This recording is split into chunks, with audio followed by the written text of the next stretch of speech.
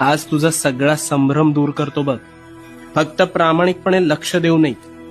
मला सांग, आंब्याच्या झाडाचे बीज रोवून सफरचंदाचे झाड उगवलेलं तू ऐकलंयस का कधी? नाही ना. मग स्वतःच्या डोक्यात नकारात्मक विचारांचे बीज रोवून सकारात्मक गोष्टी घडतील हा विचार योग्य असू शकेल का रे? कदापि नाही. पण हेच घडतंय तुझ्या बाबतीत.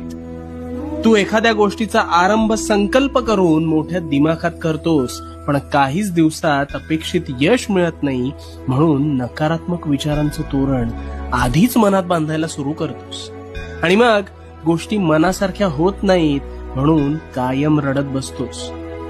नकारात्मक विचारांचं ग्रहण लागलंय रे तुला. तुझ्या विचारांच्या संभ्रमात तुझ्यावर नकारात्मक विचार हळूहळू तुझ्या नकळत आरोप